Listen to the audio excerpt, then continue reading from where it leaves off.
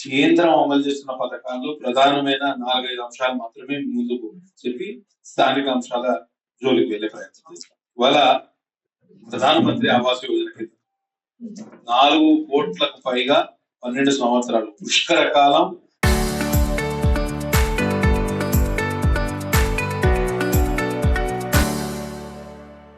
మోదీ ప్రభుత్వం అధికారంలో ఉన్న దరిమిల ఇవాళ ఆయన సుదీర్ఘ కాలం పాటు ప్రధానమంత్రిగా భారతదేశానికి సేవ చేసుకునే అవకాశం ఇవాళ దేశ ప్రజలు ఆయన కల్పిస్తుంది. అశోక్ ఇటు వచ్చుకుంటారు ఇవాళ అత్యంత సుదీర్ఘ ఇంతకుముందున్న రికార్డులన్నీ బద్దలు కొట్టి ఇవాళ అటువంటి అరుదైన ఘనత వారికి దక్కింది. కానీ ఆయన ఎన్నడూ కూడా అహంకారానికి పోలేదు. ఆయన కార్యాలయానికి ప్రధానమంత్రి కార్యాలయానికి సేవా తీర్థ అని పేరు పెట్టాడు.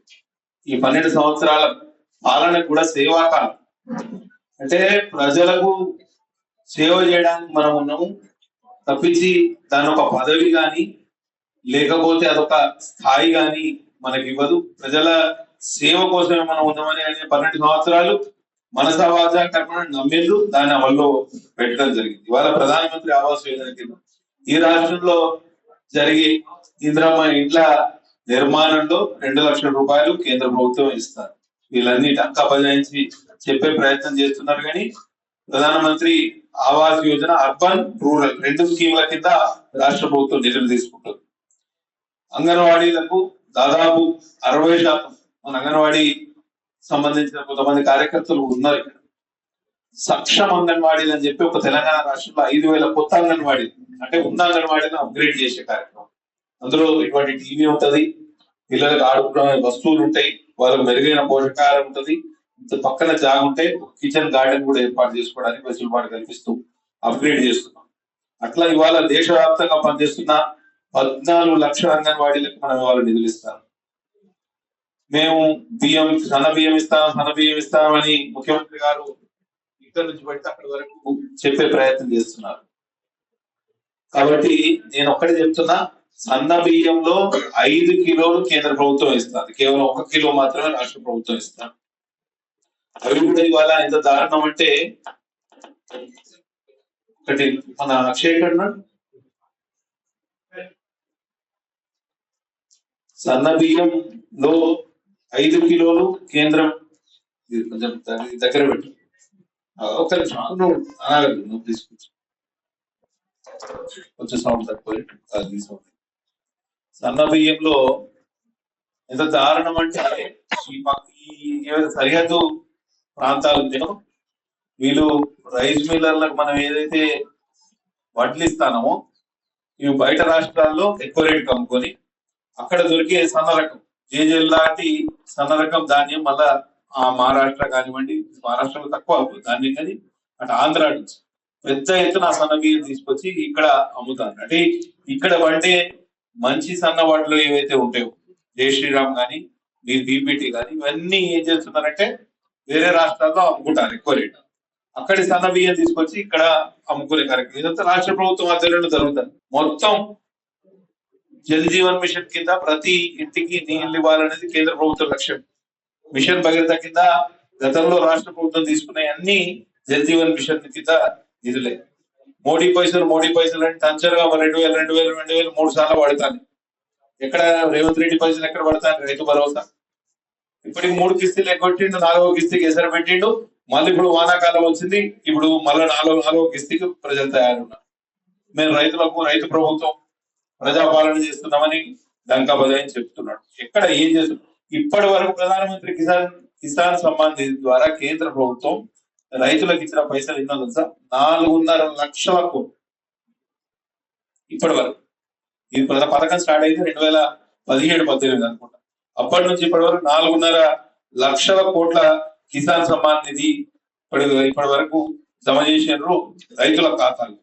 అట్లనే ఇవాళ సూర్యగారి ఇవాళ ప్రతి ఇంటి మీద ఇవాళ రూఫ్ టాప్ సోలార్ సిస్టమ్ కల్పిస్తుందంటే అది కేంద్ర ప్రభుత్వం ఇస్తున్న సబ్సిడీ వల్లే సాధ్యమే. నేను కూడా మొన్న మా ఇంటి మీద 5 కిలోవాట్ల ఈ పిఎం సూర్యగారి యోజన కింద ఒక సోలార్ రూఫ్ టాప్ సిస్టమ్ పెట్టిస్తే దానికి నాకు ఖర్చు అయింది 3,15,000 రూపాయలు. దాంట్లో 78,000 రూపాయలు మాకు సబ్సిడీ వచ్చింది. జీరో బిల్ వచ్చుడే కాదు, మాకు ఇంకా ఈ ఎండాకాలం కాబట్టి క్రెడిట్ వస్తుంది ఇంకా.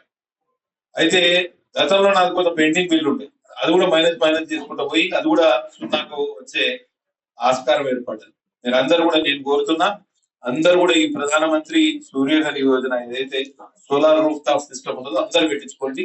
చాలా వరకు మనం పర్యావరణాన్ని కాపాడిన వాళ్ళం అవుతాం, జీరో బిల్లులు పొందిన వాళ్ళం అవుతాం, సబ్సిడీ కూడా పొందిన వాళ్ళం అవుతాం.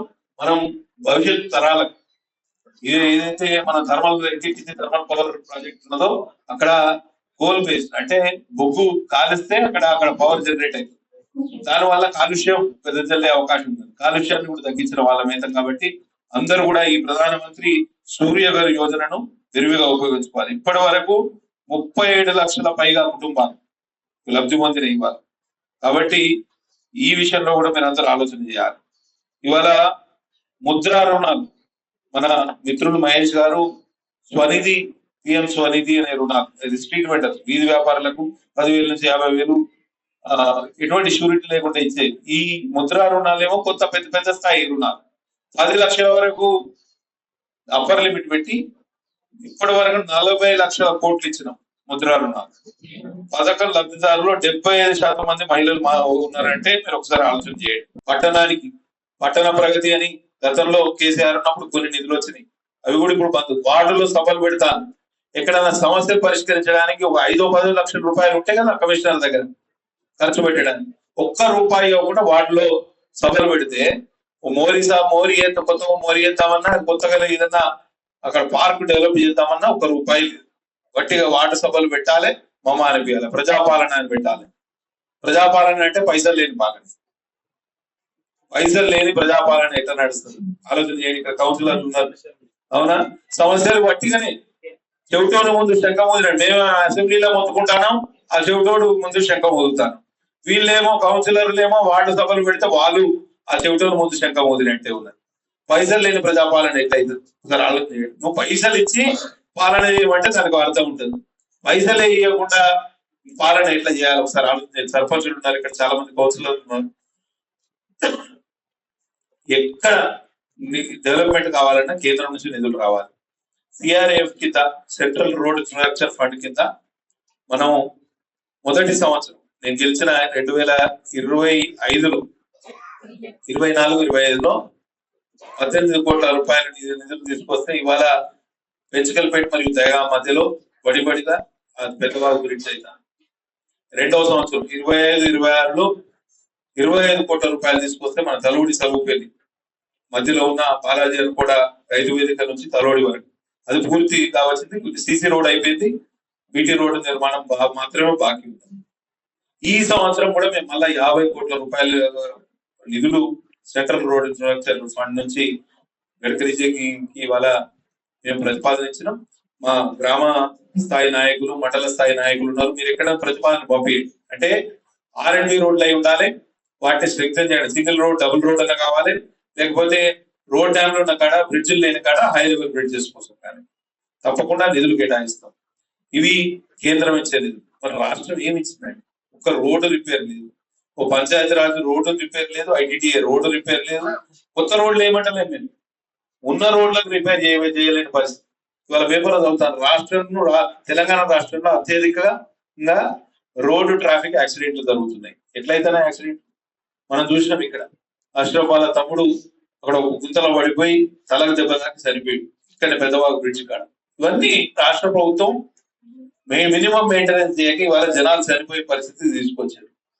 అంత కమిషన్ల కోసమే ఈ ప్రభుత్వం నడుస్తాను తప్పించి నాకైతే అనిపిస్తుంది ప్రజలు 2.5 సంవత్సరాలు ఊపిరి బిగబట్టుకొని ఉన్నారు.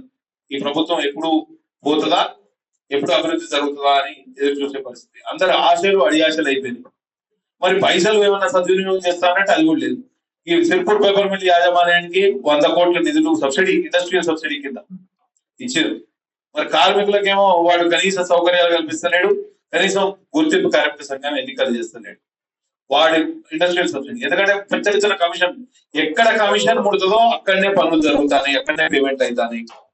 వీళ్ళు కేవలం కమిషన్ల కోసం పైసలు కక్కుర్తిపడి ఎంత దిగజారంటే మంత్రులు మొత్తం ఈ రాష్ట్రంలో ఉన్న మంత్రులందరూ వాళ్ళ నియోజకవర్గాలకు మంత్రులుగానే ఉన్నారు తప్పించి జిల్లాలకు కానివ్వండి రాష్ట్రానికి కానీ మంత్రులుగా వాళ్ళు వెలుగుపెట్టింది ఏమీ లేదు. ముఖ్యమంత్రి గారిని నేను కొడంగల్ డెవలప్ చేసుకుంటాను, ఉత్తమ్ కుమార్ రెడ్డి గారిని నేను కోదాడ హుజూర్ నగర్ డెవలప్ చేసుకుంటాను, నా భార్యతో నియోజకవర్గం నాదో నియోజకవర్గం. పొంగులేటి శ్రీనివాసరెడ్డి గారు నా ఖమ్మం నేను డెవలప్ చేసుకుంటాను. ఇవాళ ఎవరి నియోజకవర్గం పొన్నం ప్రభాకర్ గారు నేను హుస్నాబాద్, ఆయన శ్రీధర్ బాబు గారు మంత్రి. ఇక మరి మా జిల్లా వెనుకబడ్డ జిల్లాకి ఏమిస్తాం? ముఖ్యమంత్రి గారు వచ్చిండ్రు పోయింది.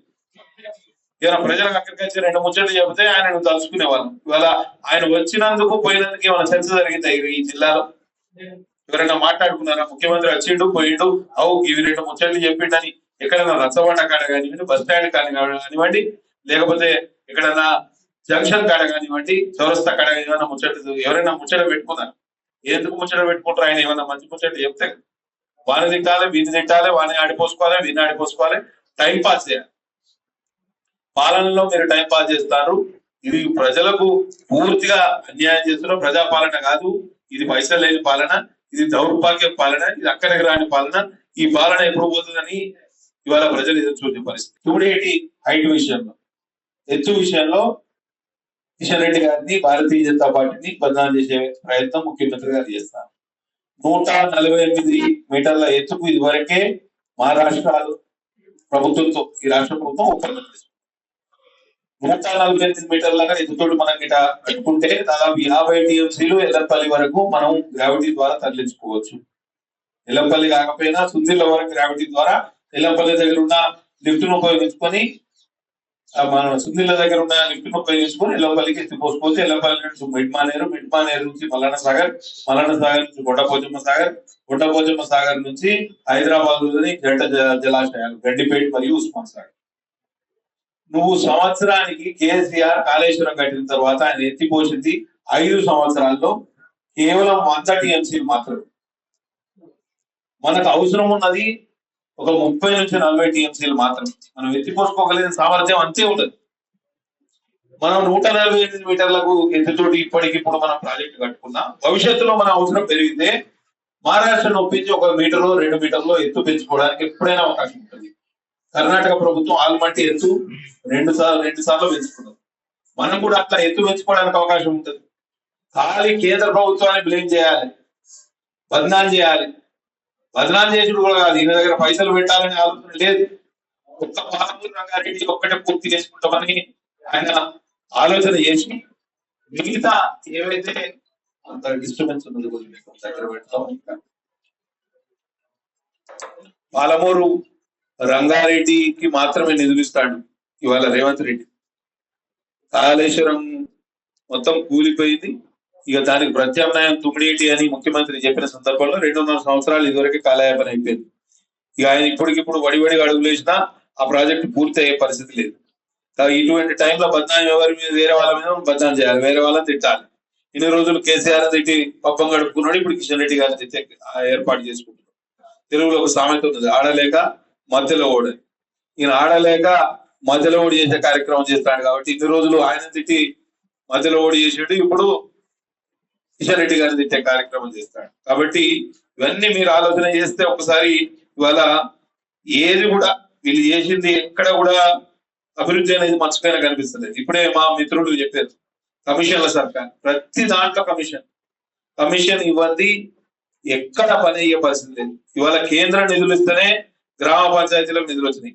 నేను కాదు ఇది అన్నది, కాంగ్రెస్ సర్పంచులు ఈ జిల్లాలోనే కలెక్టరేట్ ముంగట 2 సార్లు ధర్నా చేసేదా లేదు? అవునా? 2 సార్లు ధర్నా చేసి ఏమన్నారు వాళ్ళు? కేంద్రం ఇచ్చే నిధులకు రాష్ట్రం ఎందుకు మ్యాచింగ్ గ్రాంట్ ఇస్తలేదు, దానికి ఎందుకు నిధులు జోడిస్తలేదు అని ప్రశ్నించడం జరిగింది. నేను మా భారతీయ జనతా పార్టీ సర్పంచులు కాదు అక్కడ గొడవ చేసి, కాంగ్రెస్ సంబంధించిన సర్పంచులు 2 సార్లు ధర్నా చేసి కలెక్టరేట్ ముంగట. 2 సార్లు ధర్నా చేసి ఇంక 3వ సారి నుంచి సర్పంచులను పిలుచుడు బంద్ చేశారు కలెక్టర్ మేడం. ఎందుకంటే వీళ్ళు వచ్చినప్పుడల్లా గొడవ చేస్తారు, దాంతో మాకు ఇబ్బంది అవుతుంది. అంటే కేవలం 15వ ఫైనాన్స్ కమిషన్, 16వ ఫైనాన్స్ కమిషన్ ఈ నిధులతోటే రాష్ట్రంలో గ్రామ పంచాయతీల్లో కొన్ని పనులు జరుగుతున్నాయి. ఎన్ఆర్ఈజిఎస్ కింద ఉపాధి హామీ పథకం కింద నిధులు వస్తున్నాయి. ఈసారి పేమెంట్స్ ఎంత ప్రాంప్ట్ అంటే వారం రోజుల్లోపు పేమెంట్ అయింది. చాలా గ్రామీణ ప్రాంతాలకు చెందిన వాళ్ళు కూడా ఇక్కడ ఉన్నారు. రెండు, ఇవాళ ఆ మెటీరియల్ కాంపనెంట్ తోటే సీసీ రోడ్లు అవుతాయి కేంద్ర ప్రభుత్వం ఇచ్చిన తోటి. ప్రధానమంత్రి గ్రామీణ సడక్ యోజన తోటి మనం బీటీ రోడ్లు వేసుకుంటున్నాం. ఈ దఫా కూడా ప్రధానమంత్రి గ్రామీణ సడక్ యోజన 5వ స్కీమ్ ఈసారి వస్తుంది. అంటే 5వ విడత. దాంట్లో కూడా జిల్లా నుంచి 14 రోడ్లకు ప్రతిపాదన పెట్టినాం. త్వరలోనే దానికి టెండర్ల ప్రక్రియ కూడా పూర్తి చేస్తాం. జాతీయ రహదారులు ఇప్పుడే మహేష్ గారు చెప్పారు, ఆల్మోస్ట్ డబుల్ కన్నా ఎక్కువ చేసేసినాం. 80,000 కిలోమీటర్లు ఉన్న జాతీయ రహదారిని వాళ్ళ 1,50,000 దాటించేసాం, 1,60,000. ఇవాళ స్వచ్ఛ భారత్ మిషన్ కింద 12 కోట్లకు పైగా మరుగుదొడ్లు. మహిళలకు ఆత్మగౌరవం గురించి చెప్పే బదులు వారికి ఎక్కడ బయటికి పోతే ఇబ్బంది, వాళ్ళ ఆత్మగౌరవానికి ఆటంకం అని చెప్పి వాళ్ళ నరేంద్ర మోడీ ప్రభుత్వం స్వచ్ఛ భారత్ కింద మరుగుదొడ్ల నిర్మాణం చేసి, ఈ నియోజకవర్గంలో అసలు కాంగ్రెస్ ప్రభుత్వం ఏం చేస్తుంది ఒకసారి మీ దగ్గరలో మిత్రులు మీరందరూ కూడా ఉన్నారు, ఆలోచన చేయాలి. నక్సల్ రహిత భారత్ అని మొన్న డీజీపీ గారు ఇక్కడ హైదరాబాద్కి వచ్చినప్పుడు మేము ఆక్టోపస్ ఫోర్సెస్ కానివ్వండి, యాంటీ నక్సల్ ఫోర్సెస్ అన్నింటినీ వేరే శాఖలకు బదిలీ చేస్తారా, మాకు ఇప్పుడు ఆక్టోపస్ అవసరం లేదని చెప్పిండ. అంటే నక్సల్ రహిత ప్రాంతం ఈ తెలంగాణ కానివ్వండి, పక్కనున్న మహారాష్ట్ర కానివ్వండి, అక్కడ ఛత్తీస్గఢ్ కానివ్వండి, జార్ఖండ్ కానివ్వండి, మధ్య భారతదేశం అంతా నక్సల్ విముక్తం అయితే ఇవాళ అభివృద్ధికి ఆస్కారం ఏర్పడ్డది. నక్సలిజాన్ని పూర్తిగా టార్గెట్ పెట్టుకోవాలి. 31 మార్చి 2026 నాటికి నక్సలిజం అంతమవుతుంది అని అంటే అంతం చేసి చూపించింది ఇవాళ నరేంద్ర మోడీ ప్రభుత్వం, హోంశాఖ మంత్రి ఇవాళ అమిత్ షా గారు. కాబట్టి ఆలోచన చేయండి మిత్రులారా.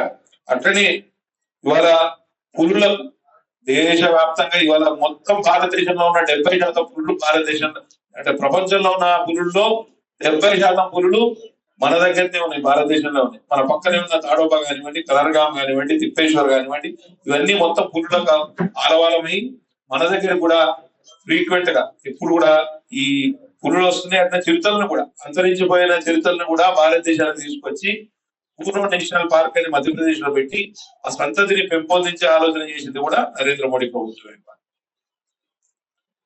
ఈ గ్రీన్ ఎనర్జీ హరిత విప్లవం ఏదైతే తీసుకొచ్చిండో, సోలార్ కానివ్వండి, విండ్ పవర్ కానివ్వండి, భారతదేశంలో మనకు అవసరమైన కరెంటులో సగం 50% మనం ఇవాళ అంటే మనం అంటే పెట్రోల్ కానీ, డీజిల్ కానివ్వండి, బొగ్గు కానివ్వండి, ఇవేం కాల్చకుండా డైరెక్ట్ గా సోలార్ నుంచి, లేకపోతే విండ్ పవర్ నుంచి. విండ్ పవర్ అంటే మన గాలి మరాల నుంచి. మనం వికారాబాద్ పోయింది, ఇక్కడ మొత్తం కొండల గుట్టల ప్రాంతం. ఎన్ని విండ్ మిల్స్ ఉన్నాయంటే అన్ని విండ్ మిల్స్ ఉన్నాయి. ఈ విండ్ మిల్స్ నుంచి, సోలార్ సిస్టమ్ నుంచి దాదాపు ఈ మోదీ ప్రభుత్వం వచ్చే నాటికి 2.8 గిగావాట్ ఉన్న సౌర విద్యుత్ సామర్థ్యం ఇవాళ 150 గిగావాట్లకు పెరిగి 52 రెట్లు వృద్ధి నమోదు చేసింది. మీరు ఒకసారి ఆలోచన చేయండి. కాబట్టి దేశవ్యాప్తంగా ఇప్పుడు మనకు హరిత ఇంధన ఉత్పత్తి సామర్థ్యం వచ్చి 283 గిగావాట్. అందులో 150 గిగావాట్లు వచ్చేసి సౌర విద్యుత్, మిగతాదంతా పవన విద్యుత్. కాబట్టి ఇవన్నీ కూడా ఆలోచన చేయండి. అట్లనే యూపీఐ గురించి కూడా మన మహేష్ గారు చెప్పారు. నేను 2-3 విషయాలు స్థానికంగా ఇప్పుడు కూడా లెక్కలు కూడా చెప్పడం జరిగింది. ఇవాళ ఒక్క ఆసిఫాబాద్ జిల్లాలో కేంద్ర ప్రభుత్వం ద్వారా లబ్ధి పొందుతున్న కుటుంబాలు, వ్యక్తులు 1,15,888. వివిధ స్కీమ్, పిఎం కిసాన్ కానివ్వండి, నేషనల్ లైవ్లీహుడ్ మిషన్ కానివ్వండి, ఉజ్వల స్కీమ్ కానివ్వండి, ఉపాధి హామీ పథకం కానివ్వండి, పిఎం స్వనిధి కానివ్వండి, ప్రధానమంత్రి ఆవాస్ యోజన కానివ్వండి, ఎలక్ట్రిఫికేషన్ కానివ్వండి, మిగతా దీన్ దయాళ్ ఉపాధ్యాయ గ్రామీణ కౌశల్ యోజన, మిగతా అన్ని పథకాల్లో భాగంగా ఇవాళ 1,15,888 లబ్ధిదారులు. వీళ్ళ పేర్లని ఏమన్నా మేము వేయగలం. రాష్ట్ర ప్రభుత్వం ఏం చేసిందో చెప్పుకోవాలంటే బాగుంటుంది. ముఖ్యమంత్రి గారు మొన్న జిల్లాకు వచ్చారు, ఏదో బాగానే మనకు వరాలు చల్లు కురిపిస్తారని మీరు ఆశపడ్డారు, మేము ఆశపడ్డాం. ఏమైంది? ఆశలన్నీ అడియాశలేదు. ఎందుకు మీటింగ్ పెట్టిండో మాకు ఇంకా అర్థం కాలేదు. స్థానిక అంశాలను మీద మాట్లాడడానికి అక్కడ స్థానిక శాసనసభ్యులకు గోలక్ష్మి గారికి అవకాశం ఇవ్వలే.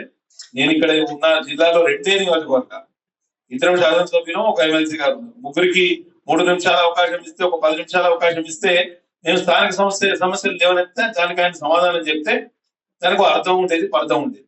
కానీ ఆయన ఏం చెప్పిండు? అనవసరమైన ప్రసంగం. వడ్ల కొనుగోలు విషయంలో కేంద్రాన్ని నిందించే కార్యక్రమం. ఇవాళ వడ్ల కొనుగోలులో ఇప్పటి వరకు రాష్ట్ర ప్రభుత్వం కొన్న 70,000 మెట్రిక్ టన్నులు, 70,000 మెట్రిక్ టన్నులు, 70 lakh మెట్రిక్ టన్నులు, 70 లక్షల మెట్రిక్ టన్నులు, 70 లక్షల మెట్రిక్ టన్నులు పూర్తిగా కేంద్రమే ఇవాళ కొంటుంది. రాష్ట్ర ప్రభుత్వం ఎక్కడ కొట్టలేదు. వాళ్ళ టార్గెటే 75 లక్షల మెట్రిక్ టన్నులు. అందులో ఇప్పటికే కేంద్ర ప్రభుత్వం 60 లక్షల మెట్రిక్ టన్నులు మేము తీసుకుంటామని చెప్పింది. ఇంకా మీరు ఎక్కువ ఏమన్నా ఉంటే మీ దాన్ని కూడా మేము తీసుకోవడానికి సిద్ధంగా ఉన్నామని కేంద్ర ప్రభుత్వం పదే పదే చెప్పింది. మేము అదే రోజు ప్రహ్లాద్ జోషి గారిని, కేంద్ర ఆహార భద్రత శాఖ మంత్రి, వారిని కలిస్తే వారు కూడా చెప్పడం జరిగింది. కాబట్టి కళ్ళబొల్లి మాటలు చెప్పడం మానేసి మీరేం చేస్తున్నారో చెప్పాలి. ఈసారి రైతులు చాలా ఇబ్బంది పడ్డారు. దానికి అన్నింటికి కారణం ఏంటంటే ప్లానింగ్ లేక ఇవాళ ప్రభుత్వం ఇవాళ కొనుగోలు కేంద్రాలను సక్రమంగా నిర్వహించక ఇబ్బంది పడే పరిస్థితి రైతులకు వచ్చింది. కమిషన్ల పాలన, ఢిల్లీ పాలన నడుస్తుంది. కాబట్టి దానికి ప్రత్యామ్నాయం భారతీయ జనతా పార్టీ అని నాకు మా కార్యకర్తలు చెప్పారు. నేను మంత్రులకు క్వార్టర్స్ కు మొన్న పోయిన ఒక పని మీద, మన ఏరియా హాస్పిటల్లో కొంత సౌకర్యాలు మెరుగుపరచాలని పోతే కాంగ్రెస్ మంత్రులే వచ్చేది భారతీయ జనతా పార్టీ ప్రభుత్వం అని చెప్పే పరిస్థితి. ఇవాళ మీరు మంచిగా పనిచేసుకుంటే 2.5 సంవత్సరాలు మీ కార్యకర్తలు, నాయకులందరికీ పనిచేస్తే తప్పకుండా భారతీయ జనతా పార్టీ ప్రభుత్వం వస్తేనే ఈ రాష్ట్రం బాగుపడుతుంది. ఎందుకంటే కేంద్రం నుంచి నిధులు, రాష్ట్రం నుంచి ఏవైతే అవినీతి లేని పాలన, ఇవాళ 12 సంవత్సరాల పుష్కర కాలం పాటు నరేంద్ర మోడీ ప్రభుత్వం ఇవాళ పాలన చేస్తే ఎక్కడ కూడా అవినీతికి ఆస్కారం లేదు. ఒక కుంభకోణం లేదు, 2G స్కామ్ లేదు, ఇవాళ కామన్వెల్త్ గేమ్స్ స్కామ్ లేదు. 2030లో మళ్ళా కామన్వెల్త్ గేమ్స్ వస్తాయి. అప్పుడు 2010లో అప్పుడు కాంగ్రెస్ ప్రభుత్వం పాలనలో కామన్వెల్త్ గేమ్స్ వస్తే ఎంత అవినీతి జరిగింది. షీలా దీక్షిత్ గవర్నమెంట్ కానివ్వండి, అప్పుడున్న సురేష్ కల్మాడి కానివ్వండి, అప్పుడున్న మన్మోహన్ సింగ్ గవర్నమెంట్ కానివ్వండి, లక్షల కోట్ల కుంభకోణం చేశారు. ఇవాళ మళ్ళా 5 సంవత్సరాల్లో వస్తుంది. మీరు చూడండి 2030 నేను కేంద్రంలోని డిప్యూటీ డైరెక్టర్, ఎవరైతే ఖేలో ఇండియా డిప్యూటీ డైరెక్టర్ గారిని కలిస్తే వాళ్ళు చెప్తారు, రాబోయే 4-5 సంవత్సరాలు కేంద్ర ప్రభుత్వం ఈ క్రీడా ప్రాంగణాల మీద, క్రీడల సౌకర్యాల మీద పెద్ద ఎత్తున ఖర్చు పెడుతుంది. మీరు ప్రతిపాదన పంపించండి, తప్పకుండా నిధులు ఇస్తామని చెప్తున్నారు. అదే అప్పటి ప్రభుత్వం ఎట్లా చేసిందో మీరు అందరూ చూసింది. ఇట్లా చెప్పుకుంటూ పోతే చాలా ఉన్నాయి. తప్పకుండా ఈ రాష్ట్రం బాగుపడాలన్నా, ఈ జిల్లా బాగుపడాలన్నా, ఈ నియోజకవర్గాలు బాగుపడాలన్నా, వెనుకబడే ప్రాంతాలు బాగుపడాలన్నా ఈ కాంగ్రెస్ ప్రభుత్వంతో కాదు అనే నిరాశ నిస్పృహల్లో ప్రజలు ఉన్నారు. అందరికి అర్థమైపోయింది. మా ప్రజలకు అర్థమైపోయింది, రాజకీయ నాయకులకు అర్థమైపోయింది, ప్రజాప్రతినిధులుగా ఎమ్మెల్యేలకు మాకు కూడా అర్థమైపోయింది, మంత్రులకు అర్థమైపోయింది, ముఖ్యమంత్రి గారికి అర్థమైపోయింది. ఏమి చేయలేని పరిస్థితిలో ఈ రాష్ట్ర ప్రభుత్వం ఉన్నది. కాబట్టి ఇప్పటికైనా కొంత బుద్ధి తెచ్చుకొని ఎక్కడైతే గవర్నమెంట్ స్పెండింగ్ చేయాలి, ఖర్చు చేయాలి, అక్కడ కొంచెం ఖర్చు చేయండి. విద్య కానివ్వండి, వైద్యం కానివ్వండి. ఇవాళ స్కూళ్ళు 200 కోట్ల రూపాయలు పెట్టి ఇంటిగ్రేటెడ్ స్కూల్ పెడితే అలా 2,000 మంది ఉండాలంట. ఇంటిగ్రేటెడ్ రెసిడెన్షియల్ స్కూల్ 200 కోట్లు ఖర్చు పెట్టారు.